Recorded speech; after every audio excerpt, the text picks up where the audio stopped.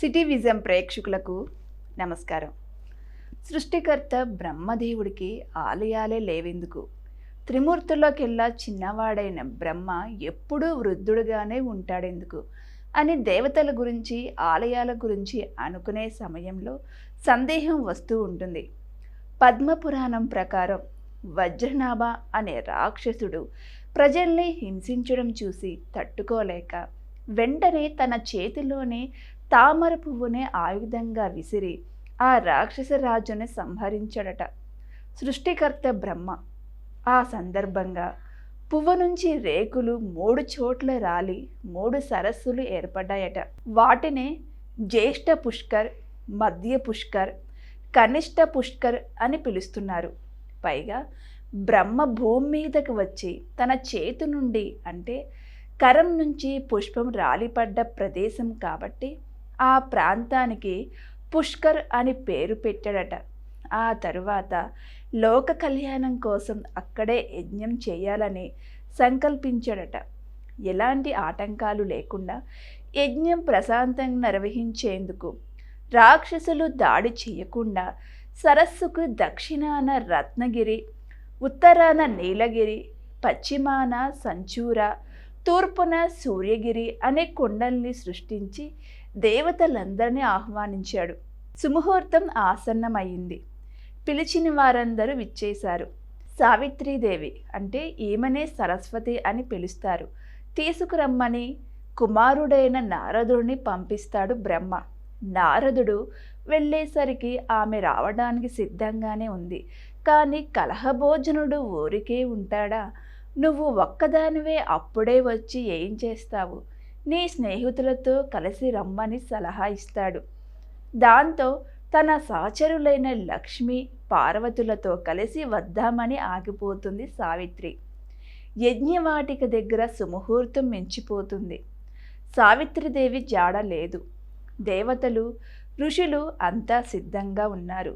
అనుకున్న సుముహూర్తానికే యజ్ఞం జరగాలన్న తలంపుతో బ్రహ్మదేవుడు ఇంద్రుడితో వెంటనే ఓ అమ్మాయిని చూడు, వివాహం చేసుకొని యజ్ఞం నిర్వహిస్తాను అనటంతో సమీపంలోని గుజ్జర్ల కుటుంబానికి చెందిన పాలమ్ముకునే ఒక అమ్మాయిని తీసుకొస్తాడు ఇంద్రుడు. శివుడు శ్రీ మహావిష్ణువు సలహాల ప్రకారం గోవిలోకి పంపించడం ద్వారా ఆమెను శుద్ధి చేస్తారు. ఇలా చేస్తే ఆమె పునర్జన్మ ఎత్తినట్లేనని చెప్పి అభ్యంగన స్నానం చేయించి సర్వాభరణ శోభితురాలిని చేస్తారు. గోవుతో శుద్ధి చేయబడినది కాబట్టి ఆమెకి గాయత్రి అని నామకరణం చేసి నిర్ణీత సమయానికి యజ్ఞం ప్రారంభిస్తారు. పూర్తవుతున్న సమయంలో అక్కడికి వచ్చిన సావిత్రీదేవి బ్రహ్మదేవుడికి పక్కన మరో స్త్రీ ఉండటం చూసి ఉగ్రరూపం దాలుస్తుంది. బ్రహ్మదేవుడితో సహా అక్కడున్న వారందరినీ శపిస్తుంది.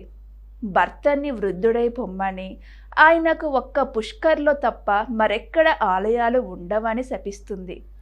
అన్ని యుద్ధాల్లోనూ ఓటమి తప్పదని ఇంద్రుడిని, మానవ జన్మ ఎత్తి భార్యా వియోగంతో బాధపడతావని విష్ణుమూర్తిని, శ్మశానంలో భూత ప్రేత గణాలతో జీవించమని ఈశ్వరుణ్ణి, దారిద్ర్యంతో ఇల్లిల్లు తిరిగి భిక్షాటన చేసుకోమని బ్రాహ్మణులని, ధనమంతా దొంగల పాలై నిరుపేదగా మారమని కుబేరుణ్ణి శపిస్తుందట. తరువాత ఆమె రత్నగిరి పర్వతాల్లోకి వెళ్ళి తపస్సమాధిలోకి వెళ్ళిపోయిందని, ఆపే నదిగా మారిందని చెబుతుంటారు.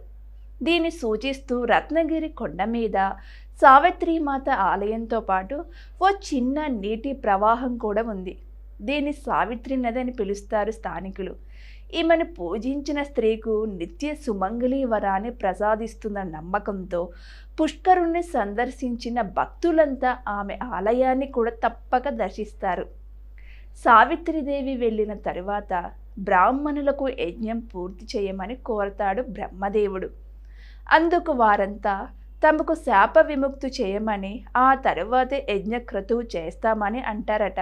అప్పటికే యజ్ఞఫలంతో సిద్ధించిన శక్తులతో గాయత్రీదేవి పుష్కర ముఖ తీర్థక్షేత్రంగా వర్ధిల్లుతుందని, ఇంద్రుడు మళ్ళీ స్వర్గాన్ని గెలుచుకుంటాడని, విష్ణుమూర్తి రాముడుగా జన్మిస్తాడని, బ్రాహ్మణులు గురువులుగా గౌరవాన్ని అందుకుంటారని, శాపవతి వ్రతను తగ్గిస్తుందట. బ్రహ్మ దేవాలయం పుష్కర్లో మాత్రమే ఉండటానికి ఇదే కారణమట. అయితే బ్రహ్మ దేవాలయాలు అత్యంత అరుదుగానైనా అక్కడక్కడ లేకపోలేదు. ఒక్కో ఆలయానికి ఒక్కో చరిత్ర ఉంటుంది. మరొక భాగంలో మరో మంచి విషయంతో మళ్ళీ కలుద్దాం. నమస్కారం.